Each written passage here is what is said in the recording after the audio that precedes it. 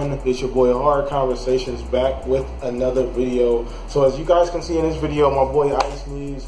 I had a long day. My guys at home sleep right now. It's actually like 9 o'clock at night. See, I'm in just beater t-shirt for the most part. Just got out the shower feeling good, man.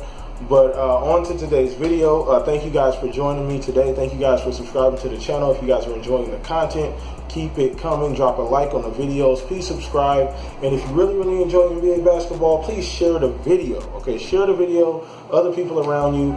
Do not forget to download the app right here, Hardwood by Melo app. Once again, guys, we talk about this app in every single video just because I'm such a huge fan of it and I use it every single day just about, guys. It's the one-stop shop if you're an NBA fan on the go. If you work, you know, you can use it at work, whatever the case may be. Has everything all in one place. Quizzes, trivia, chat rooms, forums, video rooms, voice chats, all this kind of crazy stuff. It takes your Twitter, your YouTube, puts it all in one nice, neat hub. You can get to all of it. It's fantastic. The community is strong. There's always hundreds of people are, always online, willing to talk and chat, debate, whatever you want to do. You can post questions, do a little bit of everything on the app. Is phenomenal. Please, the link in the description will be down low. I'll put a link in there if you have an iPhone. I'll also put a link in there if you have an Android to download it. And I'm not getting paid for that, guys. So just pretty much advertising a good product. So on to today's video. So we're talking more Summer League today, specifically Lakers, Knicks. They had a great game today, and we're also talking a couple things in free agency that just transpired today. So I want to talk about that first. So talking about the boy Melo, Jello, Fellow, Yellow, Rello, Hello. That boy Melo, Melo. The OKC pretty much freed him up to talk to other teams at this point. Now he can actually entertain offers to other teams. So we knew a couple days ago that they essentially stretched him and pretty much waived, essentially. So he's a free agent at this point, and now he's open. Well, maybe not a full free agent, but he's at least open to entertain other offers from other teams. So we've been hearing Houston ever since that report came out. You've been hearing LA. I'm an LA Lakers fan. If you guys want to know my synopsis on how I feel about Melo and the potential of him going to LA, that was like 2 videos ago. So subscribe, go back in the history and watch that video. But yeah, Houston, Washington, there's a couple other teams that are kind of in the mix. Who knows at this point what Melo's going to do? I don't know. I mean, at a certain point, Melo chased the bag in New York, and that's kind of led him to where he's at now. Instead of getting out 4, 5, 6, 7 years ago in New York, he took the re-up, took the bag, instead of going to a team where he had an opportunity to create a real legacy for himself and put a better team around him. Now, I'm not going to say that it's 100% his fault, because once they brought in Phil and all these other people, James Dolan is a fucking terrible owner. I'm sorry, I'm not even a Knicks fan, and I know better than that. He's a trash owner, needs to sell the team. But they threw Phil in there, and Phil took $15 million a year for a vacation. Phil didn't do a damn thing with draft Porzingis. That was the best thing he did in New York. He pretty much wanted Melo gone as soon as he got there. He openly told the media, I don't like Melo. Let's get him the fuck out of here if we possibly can. I'm okay, 100% okay with that. So he had to go through that, but he kind of put that on himself. I mean, when you re-up with a team that at that time, I remember at the time in the media, everybody was like, bro, go to Chicago. Go to LA. Go, you know what I'm saying? There was a kid, a couple options, and he chose just to re-up with the Knicks. So that kind of set him on the path that he's on now. But he'll definitely be a great pickup if he decides to take a lesser role. Melo can be a phenomenal catch-and-shoot player, still probably averaging 20 points a game if he just embraces the evolution of his role. Melo, we don't got no time for the 18-second ISOs every play. That doesn't win championships. It doesn't win games. Okay, I'm sorry. You're a talented player, one of the best individual offensive players I've ever seen in my life. Well, one of the most well-rounded offensive players I've ever seen in my life in the league. But that's not working, Melo. You got it. Just not coming off the bench. I'm still a top 10 player in the NBA. Melo, that's over, bro. I respect you, Melo, but that's over and done with, bro. You can be a phenomenal second, third option in this league if you just embrace that role, man. You fuck around and may even win you a ring, bro. So, I mean, think about it. That's all I'm saying, Melo. Think about it. Think about it. So, also, I wanted to talk about a little bit about Clint Capella. Now, news came out today that Clint Capella is demanding. I'm going to say demanding. Maybe it's too strong because that's not what the actual article said. And pretty much he's saying, I want $100 million. He put his number out there to the media, said, I want $100 million. And you know, Houston right now, by giving Chris Paul the max contract, they have Chris Paul $214 million, or no, $160 for 4 years. He's making like 35, 37, $8 million a year, something like that. At the last year of that contract, CP3 is scheduled to make like $47 million, which is like almost $50 million. And he's going to be like 37, 38. That's crazy. I know CP3 is a legend, one of the greatest point guards ever, probably top 5, depending on where you put him at. Top 3, top 5, depending on where you put him at. But $47 million in the last year, bro. They knew what they were doing because the Clint Capella was on the market. They knew Clint Capella was going to want that bag this summer. They knew that. They had to re-up CP3. You can't afford to lose him to somebody else. Maybe the Lakers or somebody else that maybe would have suited him at that point. And then re-up on Clint Capella, because you think about it, you were one game away, essentially, maybe even a healthy Chris Paul away from going to the finals and maybe even winning a ring this year. So you got to re-up on a guy that pretty much was an integral factor you getting there. Now, Clint Capella, by putting his number on the table, is saying, hey, I know what I'm worth. That's why this league is so crazy right now with free agency, because it's the players have such a command on their own future. They know what they're worth. They know what they can get.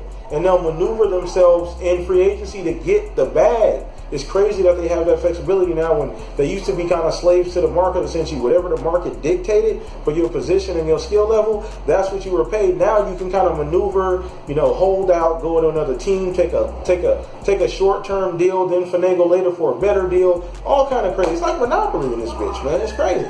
But anyway, man, so Clint Capella, he's pretty much won $100 million. So Houston, Daryl Morey, maybe James Harden will donate part of his contract to get Clint Capella that money. I don't know. Maybe they can restructure somebody. I don't know who, though. I don't know. I mean, they already gave the bag to James. They gave him over $200 million. They just gave CP3 $160. You on the books for almost half a bill for two players.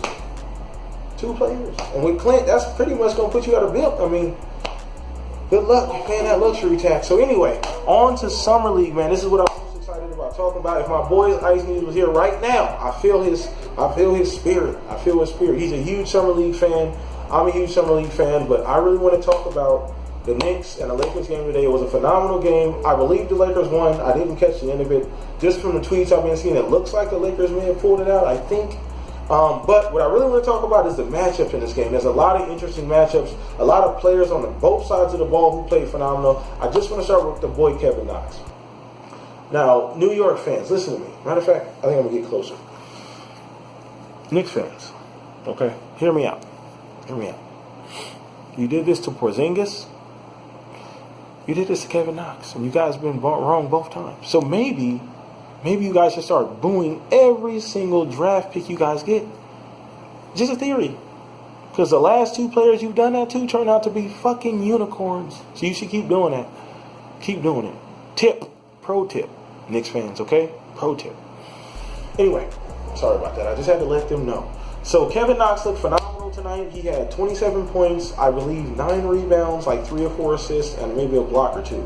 Phenomenal. I think he was 6 for 6 from the free throw line and like 5 for 7 from the 3. The man has phenomenal range. I did not see this. You know what's so fucked up about it? He's a Kentucky product. John Calipari, stop just stacking up on these AAA level talents and them not beasting and feasting. Because they're so stacked at Kentucky with 5 stars that these guys, Devin Booker, Kevin Knox, fall by the fuck. You don't even get to see how good they are till they hit the league because there's so much talent on that college team. Okay, so Kevin Knox had a phenomenal game, super efficient. What's mostly surprised me in the last video I did, I talked about this too, is that how athletic he is. I didn't realize how long he is now. The one thing I did notice is that when Josh Hart, shout out to Josh Hart, fucking looking like the MVP of the Summer League right now. But anyway, when Josh Hart was on him, Josh Hart is Josh Hart is like a legitimate, probably 6'3", 6'4", good size, good length. He struggled a little bit.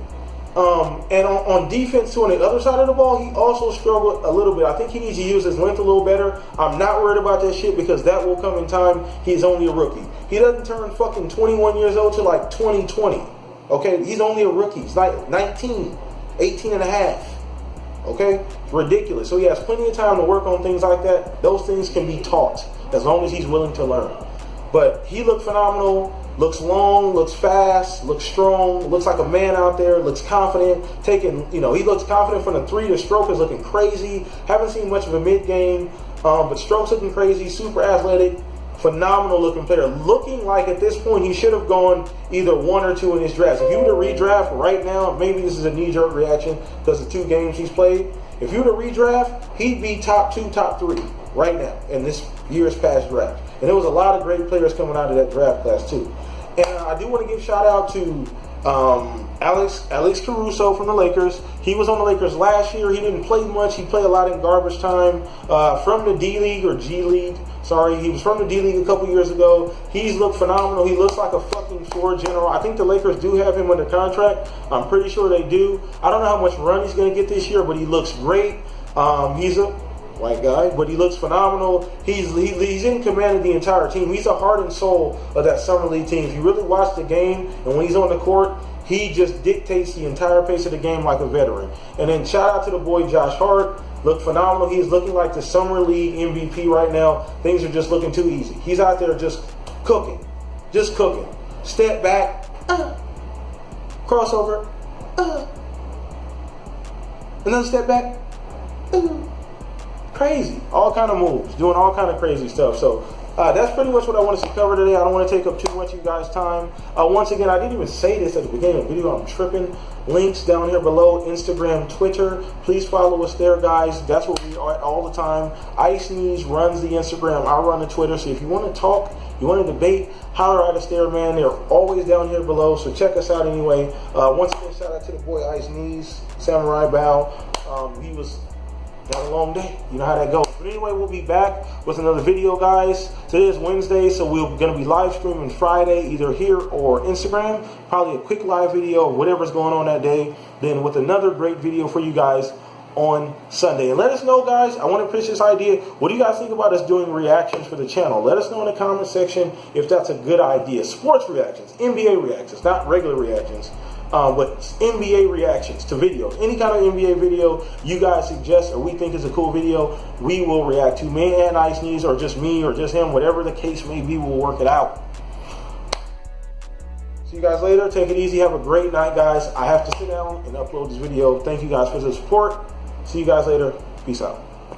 I got 1, 2, 3, 4, 5, 6, 7, 8 M's in my bank account.